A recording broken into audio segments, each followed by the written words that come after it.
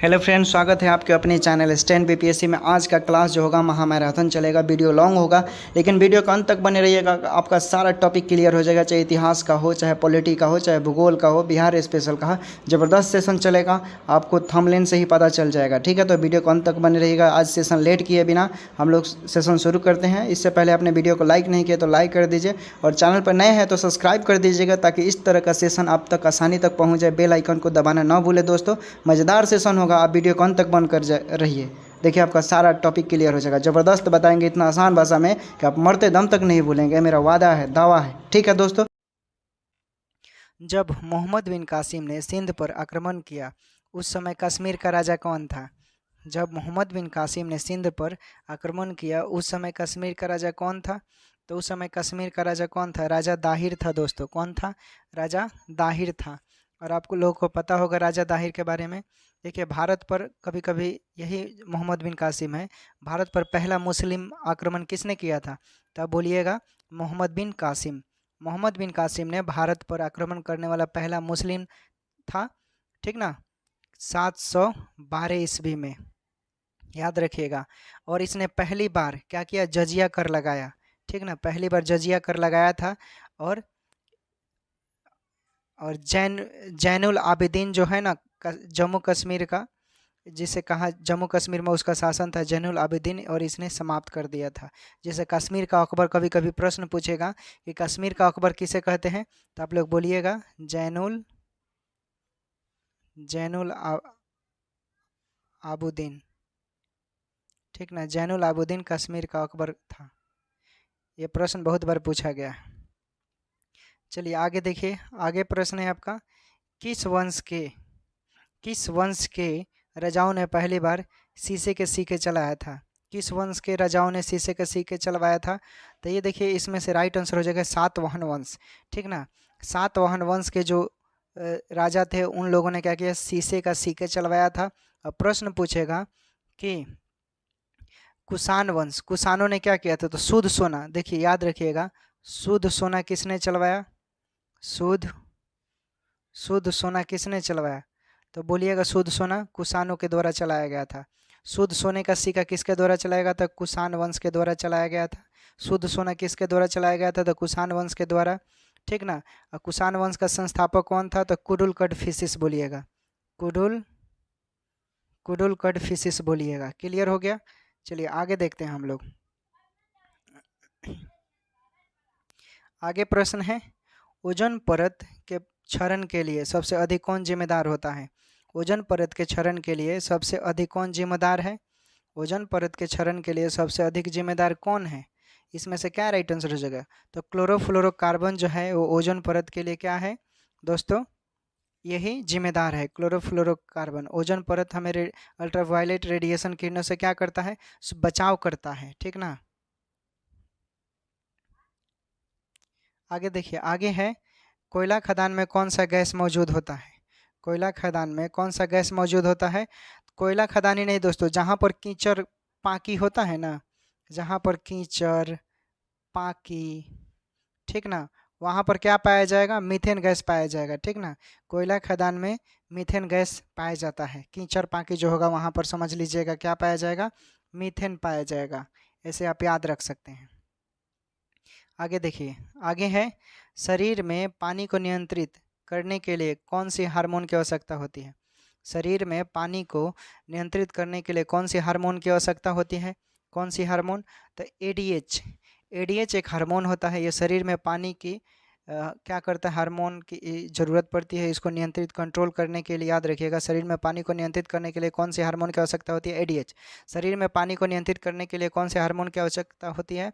ADH. ठीक ना, ADH याद रखिएगा। अगला प्रश्न है, अभी हाल ही में नई शिक्षा नीति जारी की गई है। इससे कितने वर्ष पहले शिक्षा नीति जारी की गई थी? आपको पता है क्या? देखिए, अभी अभी उस समय जब शिक्षा नीति जारी किया गया था, ठीक ना, अभी बता देते हैं, देख लीजिए। चूँकि शिक्षा नीति लागू करने वाला पहला प्रश्न कौन है? यूके, उत्तराखंड जिसे बोलते हैं, यूनाइटेड किंगडम यहाँ नहीं समझिएगा। शिक्षा नीति को पहला राज्य जो लागू किया वो यूके था, उत्तराखंड। और जो समिति थी शिक्षा नीति को लागू समिति करने वाली, उस समिति का क्या नाम था? तो के कस्तूरी रंगन,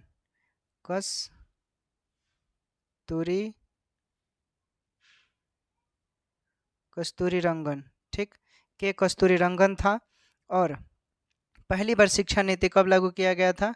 1986 में, ठीक। और अभी हाल ही में ये कब लागू किया गया है? 2020 में लागू किया गया है, ठीक।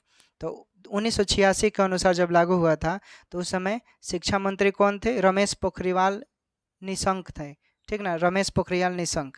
तो 1986 और 2020 के बीच में कितने का डिफरेंस हो रहा है? तो 34 वर्ष का हो रहा है, ठीक ना। यहाँ पर काट कर आप 34 बना लीजिएगा तो राइट आंसर 34 हो जाएगा, ठीक है दोस्तों। तो क्लियर हो गया। चलिए आगे देखते हैं।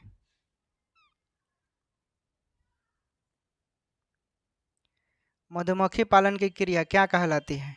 मधुमक्खी पालन की क्रिया क्या कहलाती है?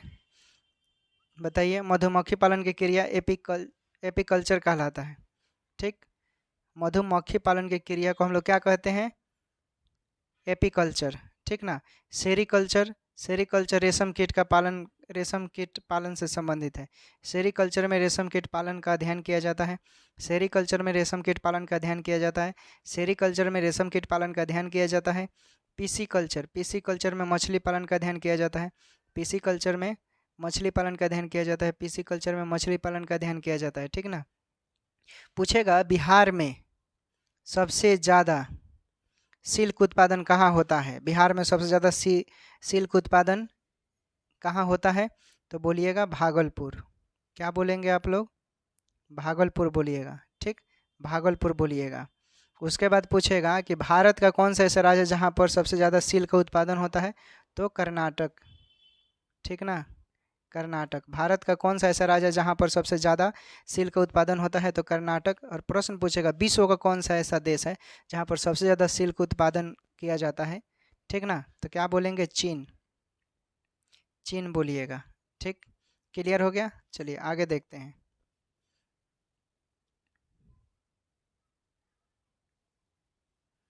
इनमें से रिक्तिका किस प्रकार की कोशिका में पाया जाता है?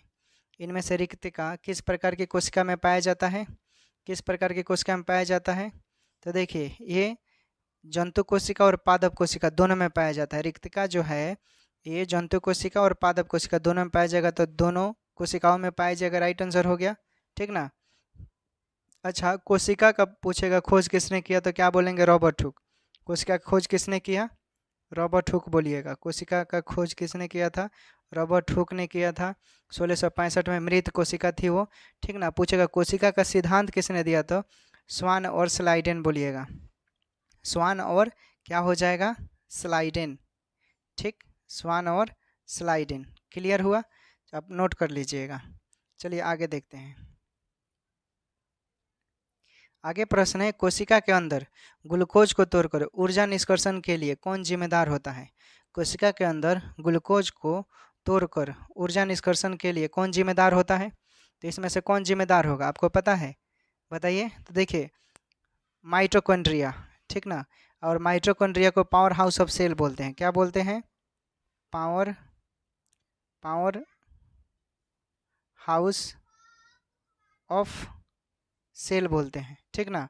माइटोकॉन्ड्रिया के पावर हाउस ऑफ सेल बोलते हैं। राइबोसोम को क्या बोलते हैं? प्रोटीन के फैक्ट्री, ठीक ना, प्रोटीन फैक्ट्री बोलते हैं राइबोसोम को, ठीक। क्या बोलते हैं? प्रोटीन के फैक्ट्री बोलते हैं राइबोसोम को। क्लियर हुआ? और देखिए और क्या है? गोल्गी बॉडी, ठीक। गोल्गी बॉडी क्या करता है? तो ये क्या करता है? इसको ट्रैफिक कंट्रोलर बोलते हैं। ट्रैफिक कंट्रोलर बोलिएगा, क्योंकि इसी के माध्यम से क्या होता है शरीर में कितनी मात्रा में भेजना होता है सब चीज़ यही भेजता है, ठीक ना। क्लियर हुआ? आगे देखिए। कोशिका के अंदर ग्लूकोज को तोड़कर ऊर्जा निष्कर्षण के लिए कौन जिम्मेदार होता है? कोशिका के अंदर ग्लूकोज को तोड़कर ऊर्जा निष्कर्षण के लिए कौन जिम्मेदार होता है? कौन जिम्मेदार होता है? तो जिम्मेदार होता है, अभी बताया मैंने क्या, माइटोकॉन्ड्रिया, ठीक ना। माइटोकॉन्ड्रिया हो जाएगा, रिप्टेड है, ठीक।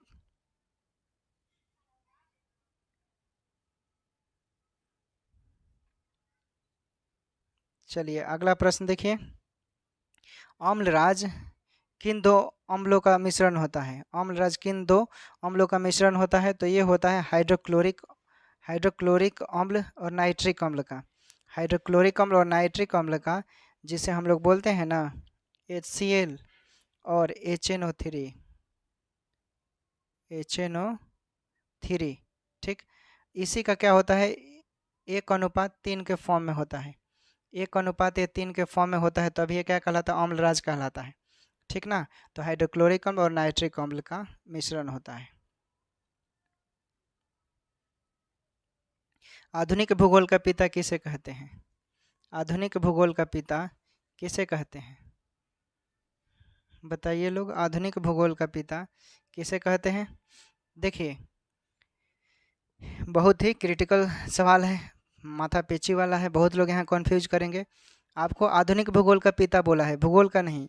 जब भूगोल के पिता का बात करेगा, जब भूगोल के पिता का बात करेगा, तो भूगोल के पिता इरेटोस्थनीज, ठीक, अभी बताते हैं। इरेटोस्थनीज, इरेटोस्थनीज किसके अनुसार? एनसीईआरटी के अनुसार। ठीक, एनसीईआरटी के अनुसार। और वही लूसेंट के अनुसार हिक्टियस हो जाएगा। हिक्टियस, लूसेंट के अनुसार क्या हो जाएगा? हिक्टियस। एनसीईआरटी के अनुसार इरेटोस्थनीज और लूसेंट के अनुसार हिक्टियस। अब पूछ रहा है क्या इसमें? आधुनिक भूगोल का पिता। तो आधुनिक भूगोल का पिता हमबोल्ट को बोलते हैं, हमबोल्ट को। ठीक ना, इसने 28 किताबें लिखा। कितना? 28 किताब लिखा है हमबोल्ट ने, 28 किताब लिखा है। और इसमें फेमस जो इसका है कॉस्मोस, जिसे बिग बैंग थ्योरी बोलते हैं। क्या बोलते हैं? कॉस्मोस। ठीक है, कॉस्मोस थ्योरी इसने दिया है, हमबोल्ट। आगे देखिए, निर्वात में दो अलग अलग वस्तुओं को गिराया जाता है तो दोनों एक साथ धरती पर गिरेंगे, यह बात पहली बार किसने बतलाया था? देखिए, यहाँ समझने और लॉजिक है। चूँकि जब कोई भी वस्तु लीजिए, ठीक, और माध्यम है, 1 किलो कांटी गिराइए और 1 किलो कागज, ठीक, दोनों को गिराइएगा तो जाहिर सी बात है कांटी पहले गिरेगा। ठीक ना, कांटी पहले गिरेगा अगर ऐसे गिरा रहे हैं। लेकिन जब निर्वात की बात कर रहे हैं, निर्वात में मतलब कुछ भी ना हो, निर्वात में गिराइएगा तो दोनों एक साथ गिरेगा। ठीक ना, निर्वात में किसी भी दो वस्तु को बराबर लेकर एक साथ गिराइएगा तो दोनों एक साथ ही गिरेगा। ये किसने बताया था? तो ये बताया था किसने? गैलीलियो ने बताया था। किसने बताया था? गैलीलियो ने बताया था। और गैलीलियो ने ही क्या बताया था? जड़त्व का नियम दिया था, इनर्सिया जिसे बोलते हैं, लॉ ऑफ इनर्सिया। गैलीलियो ने क्या बताया था? जड़त्व का नियम बताया था, जिसे लॉ ऑफ इनर्सिया बोलते हैं। और ये कहाँ का था? इटली का था। गैलीलियो इटली के नागरिक थे। ठीक ना, न्यूटन की बात करें तो न्यूटन ने गति का नियम दिया था। न्यूटन ने क्या दिया था? गति का नियम, गुरुत्वाकर्षण का नियम न्यूटन ने ही दिया था। ठीक ना, याद हुआ? चलिए आगे देखिए,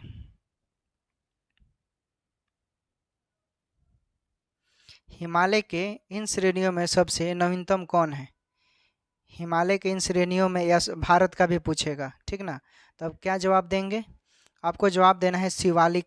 शिवालिक हिमालय, हिमालय के सबसे जो नवीनतम है वो क्या है? शिवालिक जो श्रेणी है ना, शिवालिक श्रेणी का हिमालय, वो नवीनतम है। और भारत का भी पूछेगा तो भारत का भी क्या मारेंगे आप? शिवालिक हिमालय ही बोलिएगा। शिवालिक हिमालय ही आपको क्या करना है? बोलना है। अब पुराना का बात करेगा, पुराना कौन है सबसे? तो अरावली बोलिएगा। क्या बोलिएगा? अरावली। ठीक, हिमालय के नई श्रेणियों में क्या हो जाएगा? शिवालिक हिमालय। और पुरानी पूछेगा तो अरावली। भारत का ही नई पूछेगा तो शिवालिक ही बोलेंगे। क्लियर हुआ? आगे देखिए, आगे है पंचमढ़ी नामक हिल स्टेशन किस पर्वत में स्थित है? पंचमढ़ी नामक हिल स्टेशन किस पर्वत में स्थित है? किस पर्वत में स्थित है? देखिए, पंचमढ़ी नामक हिल स्टेशन की बात कर रहा है तो ये कहाँ है? सतपुरा पर्वत। ठीक ना, सतपुरा पर्वत में स्थित है पंचमढ़ी नामक हिल स्टेशन। ठीक, और भारत में बात करेगा, भारत में कितने टाइगर रिजर्व हैं? तो 53 बोलिएगा। भारत में कितने कुल टाइगर रिजर्व हैं? 53। और बिहार में बोलेगा तो एगो। बिहार में कितने हैं? एगो। ठीक ना, जो पश्चिमी चंपारण में है। ठीक, राम सरोवर पूछेगा, राम सरोवर स्थल तो क्या बोलेंगे? एगो बोलिएगा, बेगूसराय में है। आगे देखिए, आगे है आपका कि इंद्रावती नदी किस नदी की सहायक नदी है। इंद्रावती नदी एक गोदावरी की सहायक नदी है दोस्तों। इंद्रावती नदी गोदावरी की सहायक नदी है और कहाँ से निकलती है? इसका उद्गम स्थल छत्तीसगढ़ से है। कहाँ से है? छत्तीसगढ़ से है उद्गम स्थल, ठीक ना। और चित्रकूट जलप्रपात, चित्रकूट जलप्रपात है जो, वो कहाँ है? ये भी इंद्रावती नदी पर ही है, ठीक ना। कहाँ है? इंद्रावती नदी पर ये भी स्थित है। इंद्रावती नदी पर चित्रकूट जलप्रपात बोलिएगा, ठीक। भारत में कुल राष्ट्रीय उद्यान कितने हैं? तो 106 बोलिएगा। क्लियर हो गया? चलिए आगे देखते हैं। आगे देख लीजिए, आगे क्या है? गुट निरपेक्षता का संबंध भारत के किस नेता से महत्वपूर्ण रूप से रखता है? गुट निरपेक्षता का सिद्धांत भारत के किस नेता से रखता है? देखिए गुट निरपेक्षता की बात बोलता है, ठीक ना। तो गुट निरपेक्षता का सिद्धांत जवाहरलाल नेहरू से। अब समझिए, देखिए 6 अगस्त, ठीक, 6 अगस्त 1945 को हिरोशिमा एक जगह है जापान में, हिरोशिमा, ठीक, हिरोशिमा पर परमाणु बम गिराया गया था 6 अगस्त 1945 को। और फिर 3 दिन बाद 9 अगस्त 1945 को नागासाही पर बम गिराया गया था। नागासाही पर बम गिराया गया था, ठीक ना। और दोनों जो बम गिराया गया इसी के दौरान विश्व युद्ध समाप्त हो गया, ठीक ना। यही परमाणु बम गिराने के दौरान विश्व युद्ध क्या हो गया? समाप्त हो गया दोस्तों, ठीक ना। और ब्रिटेन और अमेरिका का जो सेना थी ना, संयुक्त सेना, इसमें क्या पार्टिसिपेट किया था? भाग लेकर युद्ध में भाग लिए थे ब्रिटेन और अमेरिका के संयुक्त सेना। और इन दोनों के समाप्ति के बाद, ठीक ना, एक और युद्ध हुआ। क्या हुआ? जिसे हम लोग शीत युद्ध बोलते हैं। क्या बोलते हैं? शीत युद्ध। ये कब से कब चला था? तो ये चला था 1945 से 1991 तक चला था शीत युद्ध, ठीक ना। इसमें अमेरिका सोच रहा था कि हमारा वर्चस्व कायम रहे और रूस बोल रहा था कि नहीं हमारा वर्चस्व कायम रहे। तो अमेरिका और रूस इसमें क्या होता है? शीत युद्ध में 2 भागों में बट जाता है। चलिए आगे देख लेते हैं।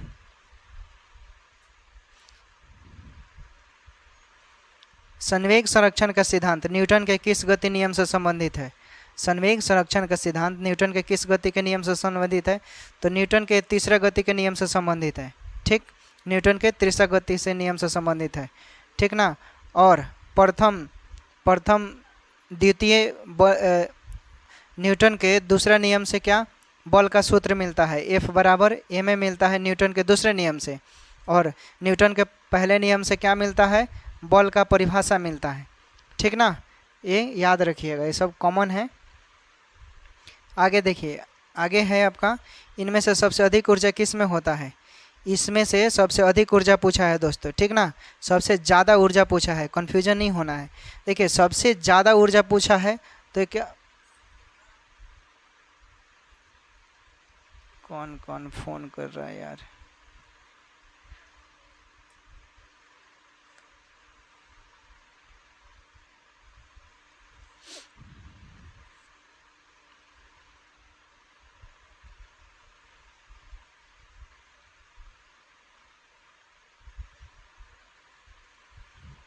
चलिए इनमें से सबसे अधिक ऊर्जा किस में होता है?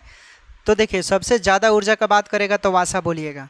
सबसे ज़्यादा ऊर्जा किस में है होता है? वासा में, फैटी में। लेकिन सबसे जल्दी ऊर्जा किस में? खाना खा लिया अभी और हमको अभी ऊर्जा चाहिए तो क्या हो जाएगा? कार्बोहाइड्रेट। हमें चावल जैसे खाएंगे तो अभी आपको ऊर्जा मिल जाएगा, वो क्या होता है? चावल। लेकिन सबसे ज़्यादा ऊर्जा की बात करें इसलिए वासा में आपको ज़्यादा होगा। इंस्टेंट एनर्जी चाहिए तो कार्बोहाइड्रेट, ठीक ना। ज़्यादा चाहिए तो वासा। मिश्र धातु में किस अमलगम कहा, मिश्र धातु में किसे अमलगम कहा जाता है? मिश्र धातु में किसे अमलगम कहा जाता है? मिश्र धातु में किसे अमलगम कहा जाता है? तो ये जिसमें पारा मिला हो, ठीक ना। जिसमें पारा मिला होगा उसमें क्या कहेंगे? अमलगम बोलेंगे, ठीक ना। क्लियर हुआ? चलिए आगे देखिए, आगे है रूम हीटर का तार प्रतिरोध कैसा होता है? रूम का जो हीटर का तार होता है वो कैसा होता है? कैसा होता है वो?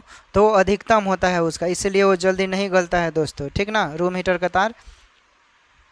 चलिए अगला प्रश्न देखिए, ग्राम न्यायालय की स्थापना किस अनुच्छेद के तहत करने की सिफारिश 2008 में की गई थी? ग्राम न्यायालय की स्थापना बोल रहा है दोस्तों, ठीक ना, ग्राम न्यायालय की। तो क्या हो जाएगा? ग्राम न्यायालय के बोल रहा है, ठीक ना। तो बताइए ग्राम न्यायालय के क्या हो जाएगा? तो अनुच्छेद 39A हो जाएगा, क्योंकि गांव में जो न्यायालय की स्थापना की गई है वो आर्टिकल 39A के अनुसार किया गया है, ठीक। और आपको पता होगा आर्टिकल 124 क्या होता है, इसमें सुप्रीम कोर्ट की स्थापना, सुप्रीम कोर्ट की स्थापना आर्टिकल 124, ठीक ना। और हाई कोर्ट की स्थापना पूछेगा तो हाई कोर्ट की स्थापना 214, याद रखिएगा। सुप्रीम कोर्ट की स्थापना आर्टिकल 124, 214 हाई कोर्ट का, और ग्राम न्यायालय के 39A हो जाएगा। क्लियर हुआ? और 44 की बात करेगा तो समान नागरिक संहिता, जिसे कॉमन सिविल कोड बोलते हैं, यूनिफॉर्म सिविल कोड, यूसीसी महिलाओं के लिए बहुत ज़रूरी है। चलिए अगला प्रश्न देखते हैं। अगर नियंत्रक महालेखा परीक्षक राज्य सरकार के खर्चों की जांच करेगा तो अपना रिपोर्ट किसे देगा? नियंत्रक महालेखा परीक्षक की बात कर रहा है, ठीक ना। देखिए अगर नियंत्रक महालेखा परीक्षक राज्य सरकार के खर्चों को जांच करेगा तो राज्यपाल को देगा, जिसे हम लोग कैग बोलते हैं। क्या बोलते हैं? कैग। और कैग के बारे में आर्टिकल 148 से लेकर 152 तक के बारे में बताया गया है। भारतीय अनुच्छेद 148 से लेकर 52 तक में कैग के बारे में बताया गया है। कैग जब राज्य के खर्चों का जांच करेगा तो वो रिपोर्ट राज्यपाल को देगा, और वही जब केंद्र लेवल पर जांच करेगा तो किसे देगा? राष्ट्रपति को देगा, ठीक ना। क्लियर हुआ? राज्य लेवल पर राज्यपाल, केंद्र लेवल पर किसको देगा? राष्ट्रपति को देगा, ठीक। आगे देखते हैं। आगे देखिए, महान्यायवादी का संबंध में क्या गलत है इसमें? तो देखिए वह संसद के दोनों सदनों में सरकार का पक्ष रख सकता है, बिल्कुल सही है। वह सुप्रीम कोर्ट में सरकार की तरफ से वकील होगा, यह भी सही है। वह अपना निजी वकालत नहीं कर सकता, नहीं, महान्यायवादी के पास इतना पावर होता है कि वो अपना निजी वकालत भी कर सकता है, और सुप्रीम कोर्ट के जज के बराबर का क्या करता है? योग्यता रखता है, ठीक है। तो इसमें बोल रहा है क्या गलत है, तो गलत सी हो जाएगा, बाकी तीनों आपके क्या हैं? सही हैं। आपका सी नंबर अपना निजी वकालत नहीं रख सकता, उसको रखने का अधिकार है, तो ये आपका क्या हो जाएगा? सही हो जाएगा, ठीक ना। क्लियर हुआ? चलिए आगे देखते हैं।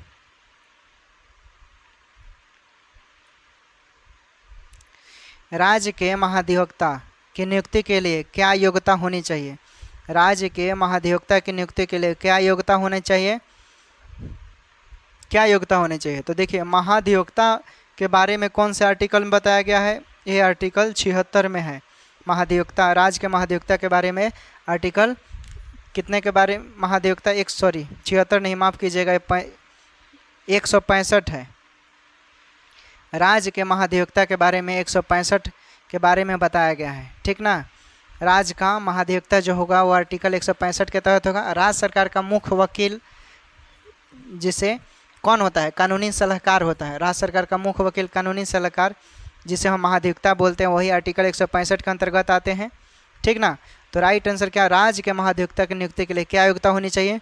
तो हाई कोर्ट के जज की योग्यता के बराबर होनी चाहिए, हाई कोर्ट के जज की योग्यता के बराबर, ठीक ना। हाई कोर्ट के जज की योग्यता के बराबर होता है। देखिए देखिए 5 साल तक अलग अलग जिलों में क्या वो जज होना चाहिए, या 10 साल तक वो किसी जिला में क्या हो? वकील हो। या तो 5 साल तक अलग अलग जिलों में जज का एक्सपीरियंस हो उनके पास, या 10 साल तक उन्होंने क्या किया हो? अलग अलग जिलों में वकालत किया हो, तो उन्हें हम महाधिवक्ता के जज के हाई कोर्ट के जज की योग्यता के बराबर होगा उनका कार्य। और महान्यायवादी की बात करेगा, महान्यायवादी तो आर्टिकल 76 में बताया गया है महान्यायवादी। अगला प्रश्न देखिए, किसी भी विधायक पर वोटिंग के दौरान लोकसभा में सरकार हार जाती है तो इनमें से क्या स्थिति बनेगा? क्या बनेगा? देखिए अगर इस स्थिति में अगर ऐसा होता है तो उनकी बहुमत कम हो जाएगी, ठीक ना। क्या हो जाएगा? बहुमत कम हो जाएगा और सरकार को इस्तीफा देना पड़ जाएगा, ठीक। सरकार को इस्तीफा देना पड़ेगा। किसी भी संसद से प्रधानमंत्री बनने के लिए राज्यसभा से भी जा सकते हैं और लोकसभा से भी जा सकते हैं, किसी भी सदन से आ सकते हैं। लेकिन बहुमत दल कम होता है तो समझ लीजिए कि आपकी सरकार को इस्तीफा देना पड़ेगा और आपकी पार्टी गिर जाएगी। ठीक, क्लियर हुआ? चलिए आगे देखते हैं। द्वितीय बौद्ध संगति के समय मगध का सम्राट कौन था? द्वितीय बौद्ध संगति के समय मगध का सम्राट कौन था? तो मगध का सम्राट कौन था दोस्तों, आपको पता होना चाहिए। द्वितीय बौद्ध संगति के समय देखिए ऑप्शन आपके सामने है, तो राइट आंसर क्या हो जाएगा? कालाशेख। ठीक ना, पहले में अजातशत्रु थे, दूसरे में कालाशेख, तीसरे में अशोक और चौथे में कनिष्क थे। ठीक ना, तो राइट आंसर कालाशेख हो जाएगा। द्वितीय बौद्ध संगति कालाशेख के समय वैशाली में हुआ था। ठीक ना, क्लियर हुआ? चलिए आगे देखते हैं।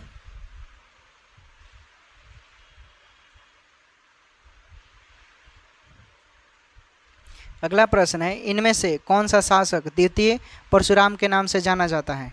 इनमें से कौन सा शासक द्वितीय परशुराम के नाम से जाना जाता है? तो महापद्म नंद को बोलते हैं। महापद्म नंद, इसने कसम खाया था कि मैं जितने क्षत्रिय हैं सबका नाश कर देंगे। ठीक ना, चूँकि क्या हुआ था, क्योंकि पुष्यमित्र शुंग पहला ब्राह्मण साम्राज्य का संस्थापक जिसे बोला जाता है, पुष्यमित्र शुंग ने क्या किया था, जितने सम्राट अशोक के द्वारा गौतम बुद्ध की मूर्तियाँ बनाई गई थी बौद्ध धर्म की, उसने सबको क्या कर दिया? नाश कर दिया। तो इसी के बदौलत क्या हुआ था, इन्होंने कसम खाया था कि हम ऐसा करेंगे। ठीक ना, हालांकि आप इतिहास में लिखा गया है तो हम बता रहे हैं, आप इसको दिल पे नहीं लेना है क्योंकि ये इतिहास है।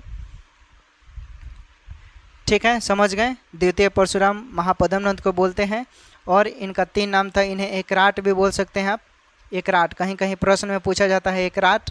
और महाक्षत्रांतक, क्षत्रियों को नाश करने वाला, महाक्षत्रांतक, महाक्षत्रांतक। ठीक ना, महाक्षत्रांतक भी बोलते हैं। भारत का पहला ब्राह्मण राजवंश कौन था? पुष्यमित्र, याद रखिएगा। लिच्छवी राजकुमारी कुमार देवी का संबंध किस वंश के शासक से था? लिच्छवी राजकुमारी कुमार देवी का संबंध किससे था? तो लिच्छवी राजकुमारी कुमार देवी का संबंध जो था वो गुप्त वंश से था। ठीक ना, किससे था? गुप्त वंश से था। लिच्छवी राजकुमारी कुमार देवी का संबंध किससे था? गुप्त वंश से था। कृष्णदेव राय के दरबार में अष्टदिग्गज रहते थे, कौन थे वो? कृष्णदेव राय के दरबार में अष्टदिग्गज, तो देखिए अष्टदिग्गज जो थे ना वो विद्वानों का समूह था। क्या था वो कृष्णदेव राय के दरबार में जो अष्टदिग्गज थे वो विद्वानों का समूह था। अष्ट प्रधान, यहीं पर पूछता है कि अष्ट प्रधान, तो आप शिवाजी के दरबार में बात करते। ठीक ना, अष्ट प्रधान जिससे शिवाजी राय सलाह लेते थे। ठीक ना, चलिए आगे देख लेते हैं। आगे प्रश्न है आपका, किसने कहा था मुट्ठी भर बाजरे के लिए अपना पूरा साम्राज्य खो दिए? तो शेरशाह सूरी ने कहा था। चूँकि जब कनौज का अंतिम युद्ध जो 1545 में हुआ था तो उधर से एक बम आया। ठीक ना, और टकरा कर वो बम शेरशाह सूरी के पास ही जाकर गिरा। शेरशाह सूरी का जो शरीर था वो 90% जल गया था, छरपटा रहा था। बहुत सारे लोग क्या गुलाब जल लेकर उसके बॉडी पर छिड़क रहे थे ताकि उसको राहत मिले। जब उसको राहत मिल रहा था वो चिल्लाने लग रहा था कि जाओ जाओ, हमें किसी भी तरह जीत दिलाओ अपने सैनिकों से, जाओ वो किला तोड़ो ऐसे। ठीक, उस कंडीशन में तो सैनिकों ने तब तक जिंदा रहा वो। ठीक ना, तब तक किला नहीं तोड़ा गया, तब तक इसका प्राण नहीं निकला, तब एक शांति से मरा था। ठीक ना, शेरशाह सूरी के न्याय प्रणाली जो इसकी व्यवस्था थी वो न्याय प्रणाली के लिए जानी जाती थी। कैसी? न्याय प्रणाली के लिए जानी जाती थी शेरशाह सूरी की व्यवस्था। रात को जो चोर था ना, वो अगर कोई 10 किलो सोना भी लेकर गुजरे ना तो कोई रात को निकलता नहीं था, चोरी नहीं होती थी। क्यों? क्योंकि फांसी की सज़ा थी, मौत था सज़ा, इतना स्ट्रिक्ट न्याय प्रणाली थी। और देखिए शेरशाह सूरी के साथ और हुमायूं के साथ युद्ध हुआ था। ठीक ना, कौन कौन देख लीजिए। चौसा का युद्ध हुआ था, याद रखिएगा। चौसा का युद्ध हुआ था 1539 ईस्वी में। ठीक, कनौज का युद्ध हुआ था, कनौज जिसे बिलग्राम बोलते हैं, 1540 ईस्वी में हुआ था। ठीक ना, और कालिंजर युद्ध में मृत्यु हो जाती है इसकी 1545 में शेरशाह सूरी की। अभी बताया मैंने, जो बम टकरा कर आया और 90% शरीर का हिस्सा जल गया। अगला प्रश्न देखिए। अगला प्रश्न है, मुगल का साता कमज़ोर हो गया तब अवध राज ने अपने आप को अलग कर लिया। अवध राज की स्थापना किसने की? अवध राज की स्थापना किसने किया बताइए? अवध राज की स्थापना किसने किया था? ऑप्शन आपके सामने है, ठीक ना। अवध राज की स्थापना किसने किया था? देखिए, चूंकि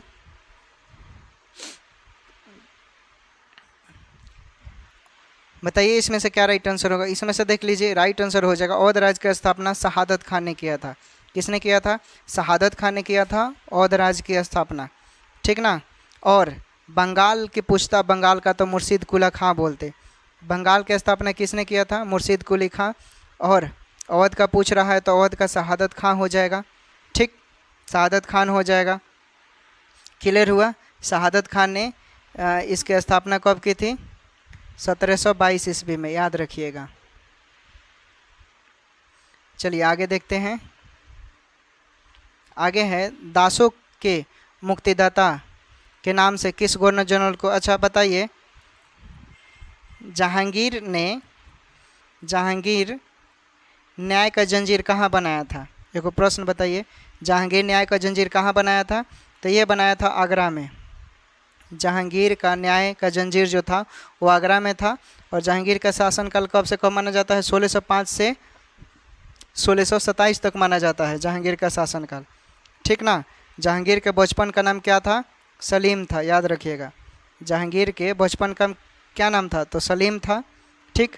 और चित्रकारी जहांगीर का जो शासनकाल था, जहांगीर का जो शासनकाल था ये स्वर्ण युग था, ठीक ना। स्वर्ण युग के लिए स्वर्ण युग कहा जाता था, ठीक। चित्रकारी स्वर्ण युग, बहुत ज़्यादा चित्र बनाया जाता था। और इसने पत्नी के लिए जम्मू कश्मीर का एक श्रीनगर शहर है वहाँ पर क्या बनाया था? शालीमार बाग। जहांगीर ने अपने पत्नी के लिए शालीमार बाग कहाँ बनाया? जम्मू कश्मीर का श्रीनगर एक जगह है वहाँ पर। पत्नी का क्या नाम था? नूरजहाँ। क्या नाम था? नूरजहाँ, याद रखिएगा, पूछा गया बहुत बार इसलिए बता दी। दासों के मुक्तिदाता के नाम से किस गवर्नर जनरल को कहा जाता है? तो ये लॉर्ड एलनबरो को नाम कहा जाता है। दासों का अंत किसने किया? लॉर्ड एलनबरो ने, ठीक ना। और इसके समय प्रथम आंग्ल मराठा युद्ध हुआ था। प्रथम आंग्ल अफगान युद्ध हुआ था। प्रथम आंग्ल अफगान युद्ध हुआ था, ठीक ना, इसके समय, याद रखिएगा। और सिंध पर अधिकार किया था लॉर्ड एलनबरो ने। सिंध पर क्या किया था? अधिकार। सिंध पर क्या किया था? अधिकार किया था। ये सब याद रखिएगा, इम्पोर्टेंट है। चलिए आगे देखते हैं। आगे है केंद्र में द्वैध शासन की व्यवस्था किस संवैधानिक सुधार से हुआ था? केंद्र में द्वैध शासन की व्यवस्था किस संवैधानिक सुधार से हुआ था? केंद्र में पूछ रहा है ये, ठीक ना। केंद्र में, तो केंद्र में द्वैध शासन की व्यवस्था पूछ रहे हैं तो क्या हो जाएगा? 1935 अधिनियम के तहत, ठीक ना। और 1935 केंद्र में द्वैध शासन की व्यवस्था कब? 1935।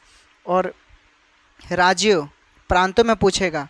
अगर प्रांतों में पूछता, प्रांतों मतलब राज्यों, तो क्या बोलते? 1919 के अधिनियम के तहत, ठीक ना, 1919 के तहत। और 1935 के तहत ही भारत से वर्मा क्या हुआ था? अलग हुआ था, 1935 अधिनियम के तहत ही। और साइमन कमीशन के आधार पर ही क्या 1935 अधिनियम बना था। साइमन कमीशन के रिपोर्ट के अनुसार ही 1935 अधिनियम की क्या हुई थी? रजिस्ट्री हुई थी, जो गठन किया गया था, याद रखिएगा। अगला प्रश्न देखिए, शिक्षा में विकास के लिए सैडलर आयोग का गठन किस वर्ष किया गया? शिक्षा में विकास के लिए सैडलर आयोग का गठन कब किया गया? तो ये 1917 में किया गया था। शिक्षा में विकास के लिए सैडलर आयोग का गठन कब किया गया था? 1917 में ही, ठीक ना। और 1917 में ही चंपारण आंदोलन भारत में हुआ था, महात्मा गांधी का पहला आंदोलन। और देखिए उस समय वायसराय कौन था? वायसराय कौन था? चेम्सफोर्ड था, लॉर्ड चेम्सफोर्ड। लॉर्ड चेम्सफोर्ड था दोस्तों। क्या था? Lord Chelmsford. लॉर्ड चेम्सफोर्ड का शासनकाल 1916 से 21 तक था। इसी के बीच में जो भी घटनाएं होगा वही होगा। चंपारण आंदोलन लॉर्ड चेम्सफोर्ड के समय हुआ, रॉलेट एक्ट लॉर्ड चेम्सफोर्ड के समय हुआ, अहमदाबाद मिल मजदूर लॉर्ड चेम्सफोर्ड के समय हुआ, असहयोग आंदोलन भी लॉर्ड चेम्सफोर्ड के समय हुआ, ठीक ना। तो ये सब आप याद रखिएगा। खेरा सत्याग्रह लॉर्ड चेम्सफोर्ड के समय हुआ, ठीक, याद हुआ। चलिए आगे देखिए, आगे देख लेते हैं कि वुड डिस्पैच की जांच के लिए एक समिति बनाई गई थी। यह समिति किस गवर्नर जनरल के समय में बनाई गई थी? वुड डिस्पैच की जांच के लिए एक समिति बनाई गई थी, और यह समिति किस गवर्नर जनरल के समय बनाई गई थी? वुड डिस्पैच, तो ये बनाया गया था रिपन के समय दोस्तों। किसके समय बनाया गया था Wood dispatch? Ripon Wood dispatch, sorry माफ़ कीजिएगा, वुड डिस्पैच की बात कर रहे हैं, तो ये बनाया गया था डलहौजी के समय, ठीक ना। वुड डिस्पैच लॉर्ड डलहौजी के समय बनाया गया था। ये 1954 में बनाया गया था, याद रखिएगा, लॉर्ड डलहौजी के समय 1954 में बनाया गया था। और ये क्या था? उच्च शिक्षा के सुधार के लिए, उच्च शिक्षा के सुधार के लिए था, ठीक ना। भारतीय शिक्षा का इसे मैग्ना कार्टा कहा जाता है। भारतीय शिक्षा का इसे क्या कहा जाता है? मैग्ना कार्टा कहा जाता है। मैग्ना कार्टा, भारतीय शिक्षा का इसे क्या कहते हैं? मैग्ना कार्टा कहा जाता है। और वुड डिस्पैच लॉर्ड डलहौजी के शासनकाल में आया था, और इसके लिए एक जांच समिति बनाई गई थी, ठीक ना। तो इसमें क्या पूछ रहा है कि वुड डिस्पैच की जांच के लिए एक समिति बनाई गई थी। यह समिति किस गवर्नर, समिति पूछ रहा है, ठीक ना। अब राइट आंसर क्या हो जाएगा? रिपन, ठीक। जांच समिति किस गवर्नर समय के समय आई थी वुड डिस्पैच की? तो रिपन हो जाएगा। और किसके समय वुड डिस्पैच लाया गया था? तब बोलिएगा डलहौजी। लेकिन यहाँ पर पूछा यह समिति किस गवर्नर जनरल के समय बनाई गई थी, ठीक ना। किस समिति की बात किया है? हंटर समिति वो था, ठीक ना। कौन सा समिति था?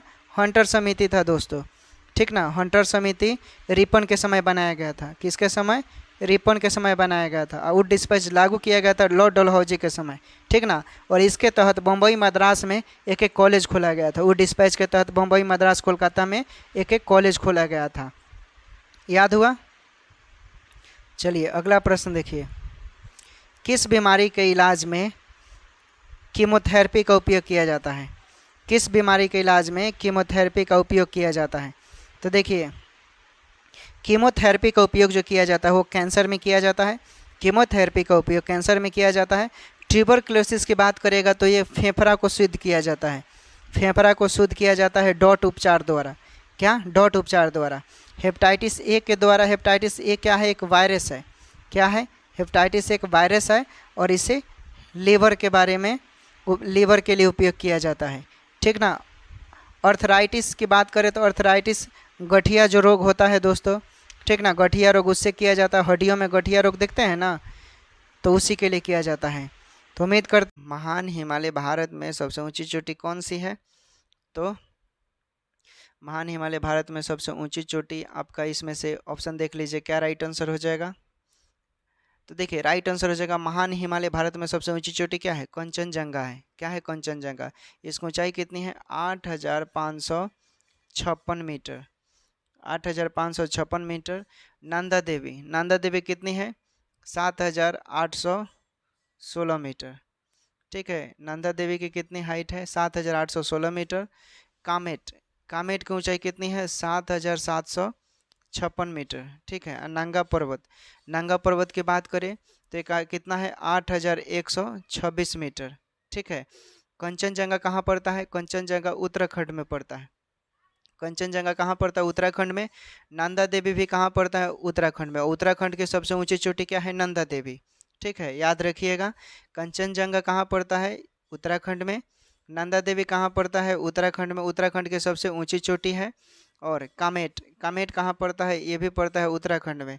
और नंगा पर्वत कहाँ पड़ता है? जम्मू और कश्मीर में पड़ता है दोस्तों। क्लियर हो गया? और आपसे पूछेगा विश्व की सबसे ऊंची चोटी कौन है? विश्व की सबसे ऊंची चोटी कौन है? तो क्या बोलिएगा आप?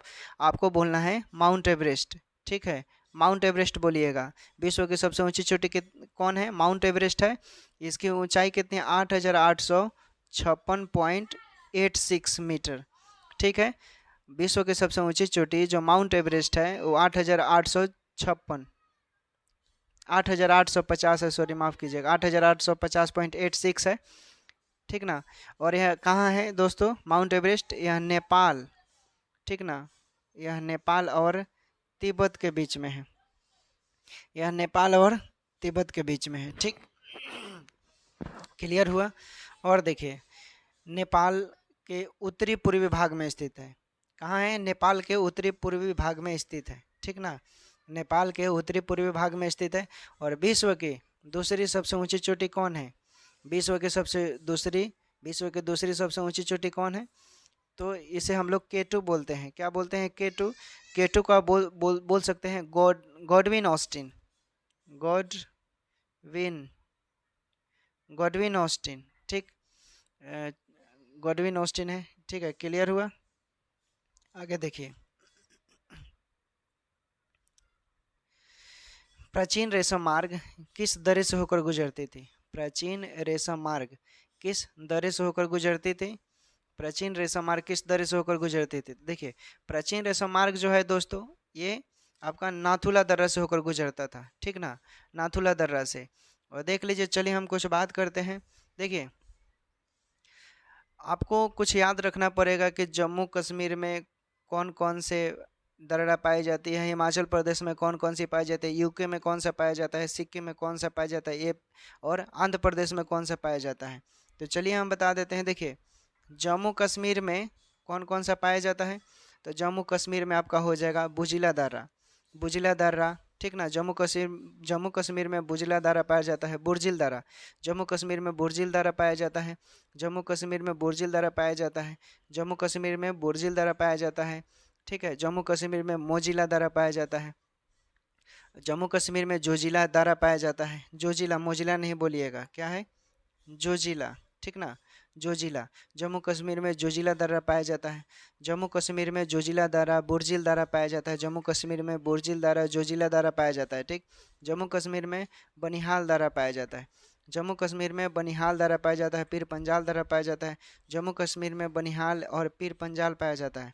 जम्मू कश्मीर में बनिहाल और पीर पंजाल दर्रा पाया जाता है। जम्मू कश्मीर में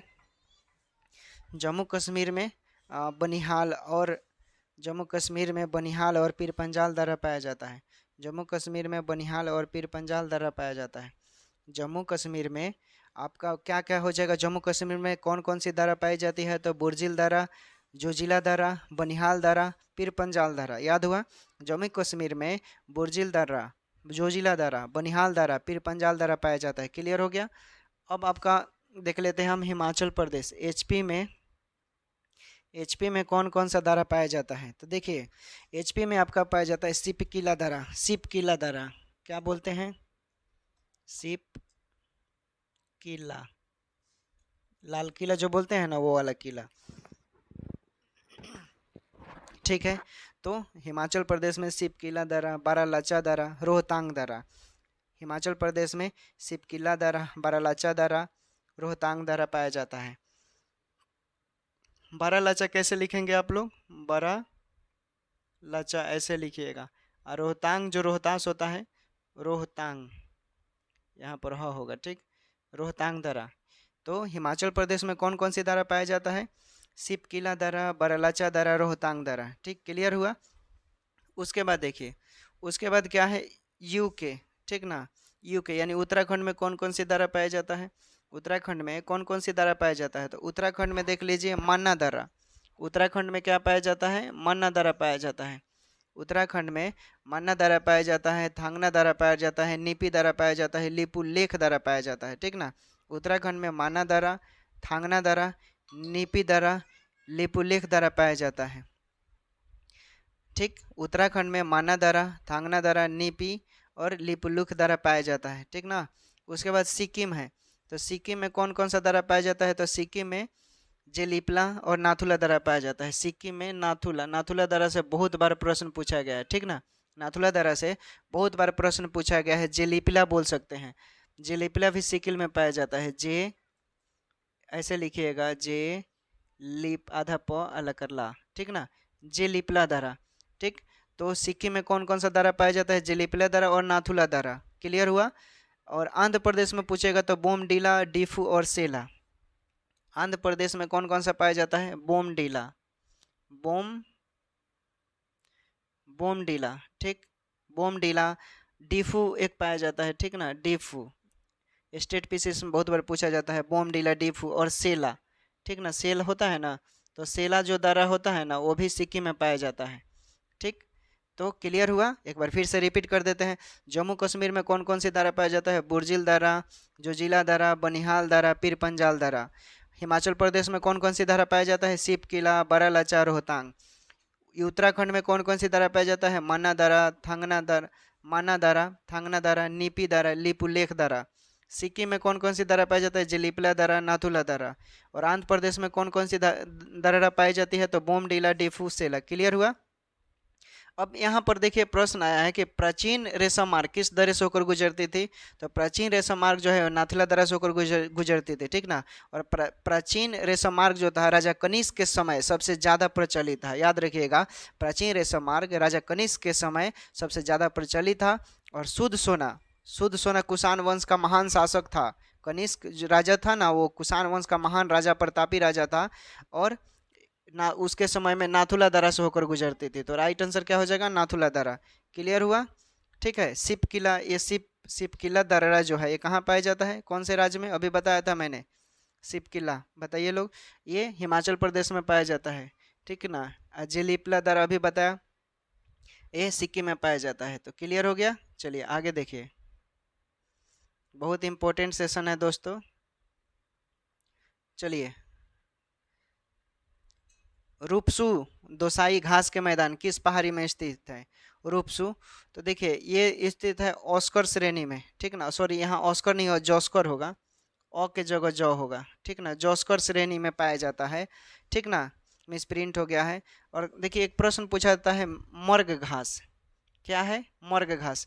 मर्ग घास कहाँ पाया जाता है? तो ये जम्मू कश्मीर में पाया जाता है, ठीक ना। मर्ग घास जम्मू कश्मीर में पाया जाता है। पीर पंजाल पर्वत में पाया जाता है, ठीक ना। पीर पंजाल पर्वत में पाया जाता है, पीर पंजाल पर्वत में पाया जाता है। क्लियर हो गया। चलिए आगे देखते हैं। आगे देखिए, आगे है भारत में सबसे नवीन पर्वतमाला कौन सी है? भारत में सबसे नवीन पर्वतमाला कौन सी है? तो ये है सी, ठीक ना, शिवालिक।